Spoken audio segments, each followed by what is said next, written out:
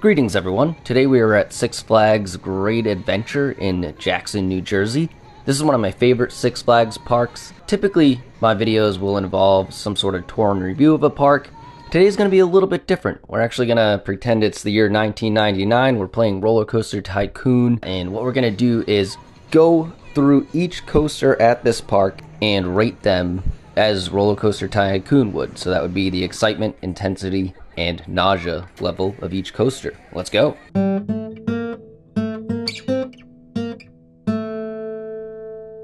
So real quick, if you've never played Roller Coaster Tycoon, essentially it's a computer game that you can run your own amusement park, design it, and most importantly, build your own roller coasters. And when you do build the coasters, the game will give you the stats of it. Some of the most important ones being the excitement level, the intensity of the coaster, and the nausea level for your guests. And the way they rank it essentially is kind of on a 1 through 10 or higher scale. So, for example, if the excitement level is between 0 and 2.55, they'll call it low.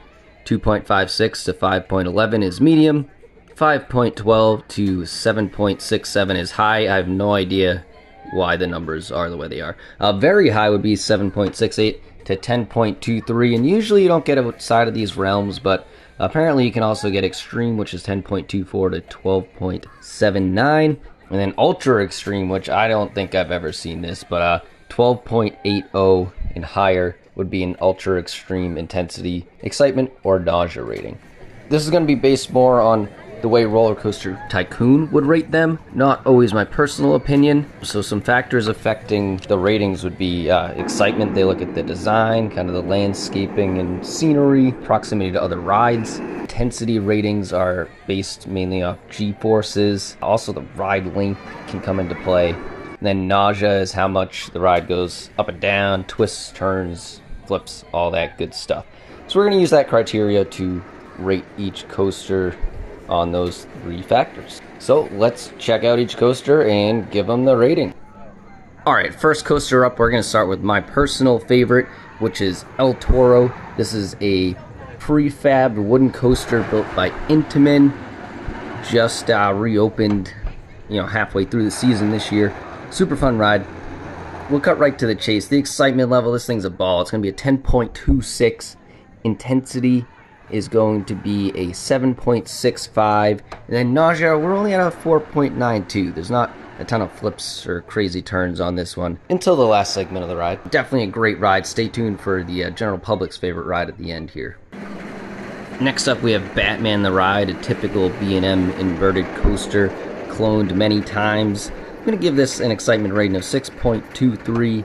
Intensity is going to be a 6.1, and being inverted and flipping around, nausea is going to be a little higher at 5.93. Runaway Mine Train is an old Arrow Mine Train coaster, and this thing, let's just get right into the ratings. The excitement level is a 7.71. It's so high because you do go right over water, and that really increases the excitement level for this one. The intensity level is an 11.1. Yeah, you heard me right. It's an 11.1. This is a very intense ride, especially there's one maneuver towards the end where you pop up and get some airtime on a hill, but it's so intense because there's not really upstop wheels. It's just kind of underrunners, metal slamming metal. You feel like you got slapped by some metal yourself, and it is 11.1 intensity at minimum. That being said, it's sort of a family ride still, as despite that fact, so nausea's not going to be too crazy. 3.98 on the nausea scale. Nitro, this nice B&M hyper coaster, is lots of fun. It's going to get an 8.25 excitement rating for the beautiful design and kind of trees that you see around the attraction. I'd call that theming. Nature's version. And it also goes around water a little bit, and that's extra bonus points. We also have an intensity of about 7.63, and nausea is going to be at a 6.02. No inversions, but enough up and down movement to get it up to that level. Over here we have the Joker. We'll talk about that one in just a moment, because first I want to swing over this way and talk about the Harley Quinn Crazy Train.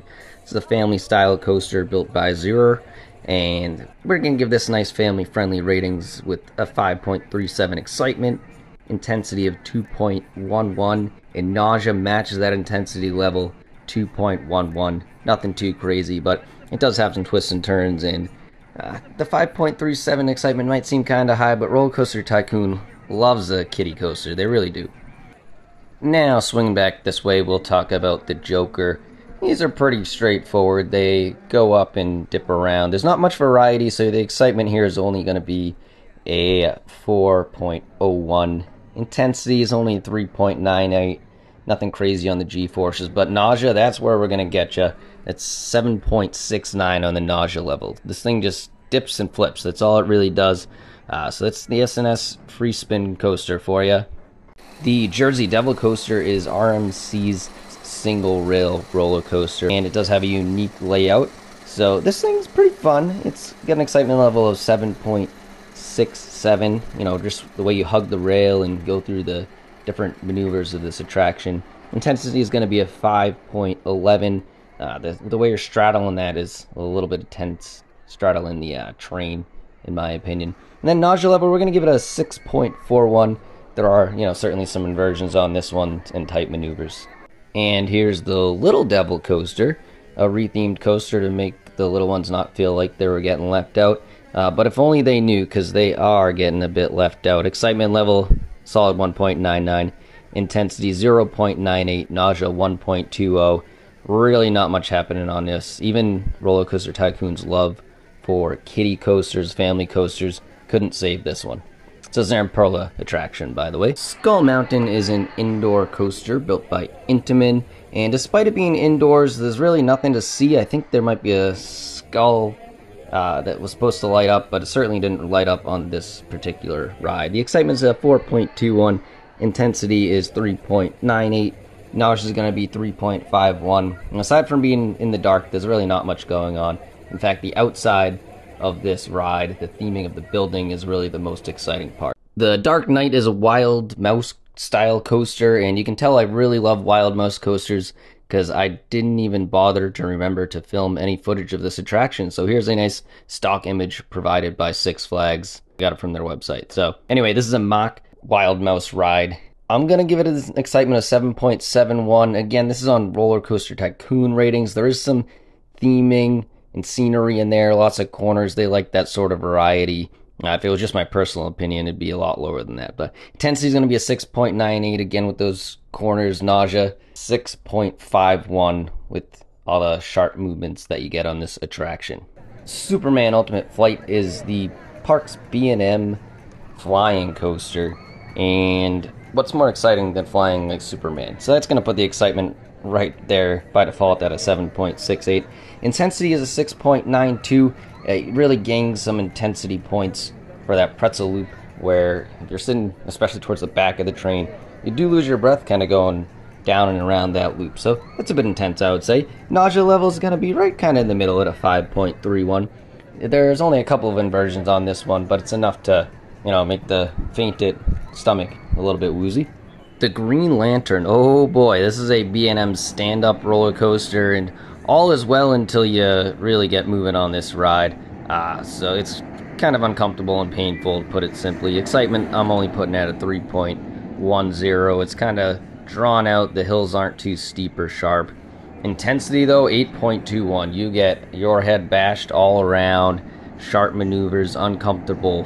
So that's giving it that high intensity rating. And then lastly, on the nausea rating, going to be a little bit high as well, 7.89, due to the, you know, rotations and flips inversions on this ride.